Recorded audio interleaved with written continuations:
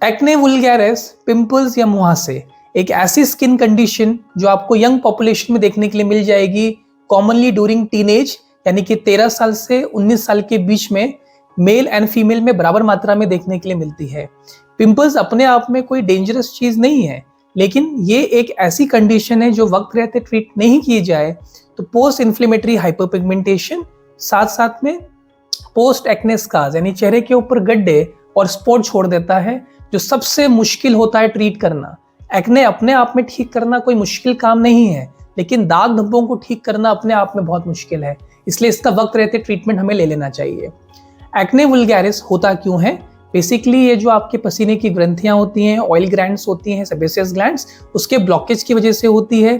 चाहे वो डर्ट की वजह से हुआ है तो उसको हम black head and white head कह सकते हैं या कॉमिडॉन्स, और अगर वो बैक्टीरियल इन्फेक्शन हो जाता है तो वो बेसिकली एक किस्म का पिंपल है जो लाल रंग का पीप वाला, दर्द वाला, नोडल सिस्टिक एक्ने जैसा हो सकता है, जिसको ठीक किया जा सकता है दवाइयों के थ्रू, लेकिन कॉमिडॉन्स को हमें निकलवाना पड़ता है, एक्सट्रैक्शन करवाना पड़ता है। इन तीनों चीज के बारे में हमने पहले पूरा एक वीडियो बना रखा है, उसको जरूर जाके देखिए हमारे चैनल पे।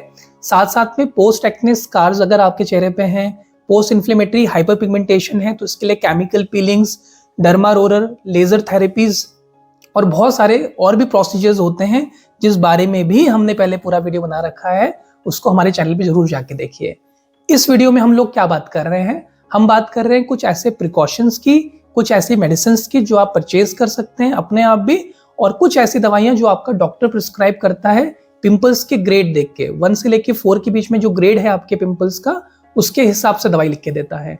तो पहला इसमें प्रिकॉशन है कि जब कुछ करिए लेकिन पिंपल्स को छेड़खानी मत करिए। Post inflammatory hyperpigmentation, post acne scars सबसे मुश्किल कंडीशन होती है ठीक करना। वो तब होती है जब हम पिंपल्स को फोड़ पिचका के छेड़खानी करके निकालते हैं, फेशियल ब्लीच वैक्स वगैरह कर लेते हैं, या लोकल कंसल्टेशन से हम लोग को स्टीरॉइड क्रीम, बहुत लोग Betnovate, Panderm, skin light, skin shine लगा के अपना पूरा फेस खराब कर देते हैं, या ऐसे ही फेशियल ब्लीच लेते हैं जिससे कि उनके चेहरे पे एकदम से पिंपल्स फ्लेयर अप हो जाता है। तो ये चीज़ आपको नहीं करनी है। दूसरा है सनस्क्रीन। सनस्क्रीन लगाना बहुत आवश्यक होता है, लेकिन आपके स्किन टाइप के अकॉर्डिंग आपको डॉक्टर सनस्क्रीन प्रिस्क्राइब करता है। जनरली आपको जेल बेस्ड सनस्क्रीन लेना चाहिए, ब्रॉड स्पेक्ट्रम। इसमें आप एक्रान एक्वा जेल जैसा आता है आप वो ले सकते हैं, एपिसॉफ्ट एसी क्रीम जैसी आती है आप वो परचेज कर सकते हैं, लास्ट शीट फिजिको सनस्क्रीन आती है वो भी आप परचेज कर सकते हैं। जिसका स्किन ज़्यादा ऑयली होता है या कॉम्बिनेशन होता है, जनरली उस केस में हमें पिंपल्स देखने के लिए मिलता है, लेकिन इस केस में सेबोरिक डर्माटाइटिस यानी सर के ऊपर डैंड्रफ भी बड़ा कॉमन होता है, इसलिए हम लोग मना करते हैं तेल लगाने के लिए। यानी कि अगर आपका पेशेंट एक्ने प्रोन है, आपका स्किन एक्ने प्रोन है, तो आपको सर पे तेल नहीं लगाना चाहिए, क्रीम कॉस्मेटिक अवॉइड करना चाहिए, मॉइस्चराइजर का जरूर यूज करिए, सनस्क्रीन का जरूर यूज करिए। फेस वॉश भी आपको बहुत जेंटल जैसा यूज करना चाहिए।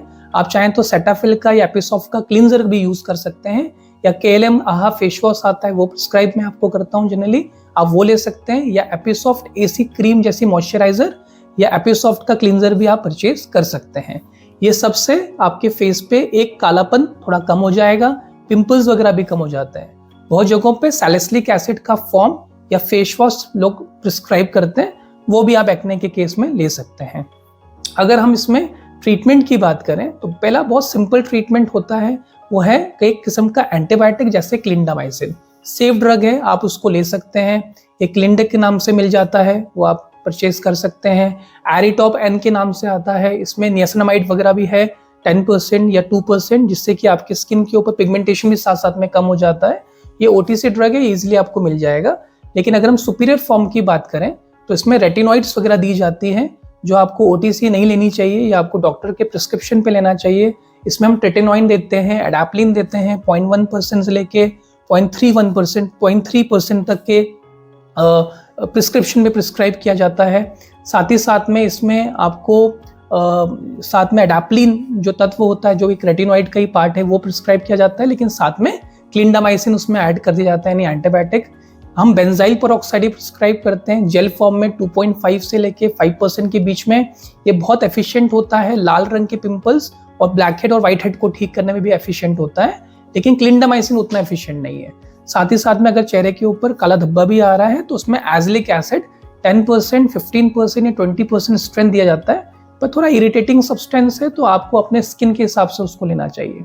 कोई भी दवाई अगर आप यूज कर रहे हैं तो उसको पी साइज यानी कि मटर के दाने के बराबर ही यूज करना चाहिए।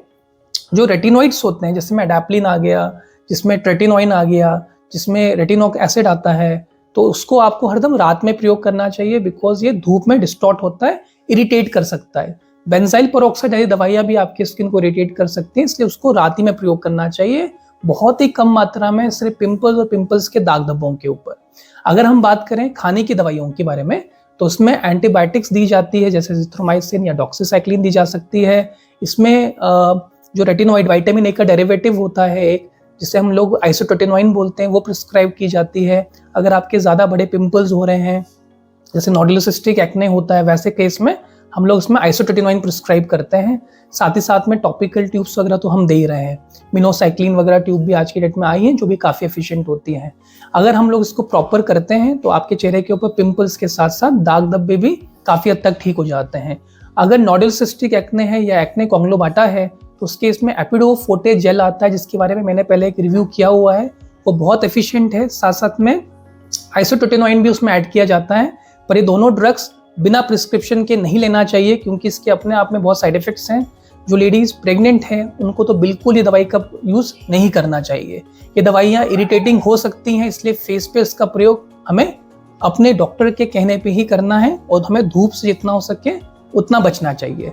सनस्क्रीन का प्रयोग बहुत इंपॉर्टेंट है, ठीक है। तो ये सब कुछ अगर आप ठीक से करते हैं तो एक्ने भी खत्म हो जाएंगे, दाग धब्बे भी खत्म हो जाएंगे और साथ साथ में जो गड्ढे होते हैं वो भी उतने ज़्यादा नहीं बनेंगे, और बन गए तो बाद में आप derma roller, PRP therapies, laser therapies का प्रयोग करके वो भी ठीक कर सकते हैं। ऐसी वीडियोस के लिए हमारे चैनल को लाइक करिए, सब्सक्राइब एंड शेयर करिए। अगर आपका कोई भी क्वेरी होता है तो कमेंट सेक्शन में बताइए, हम जरूर आपको रिप्लाई करेंगे। धन्यवाद।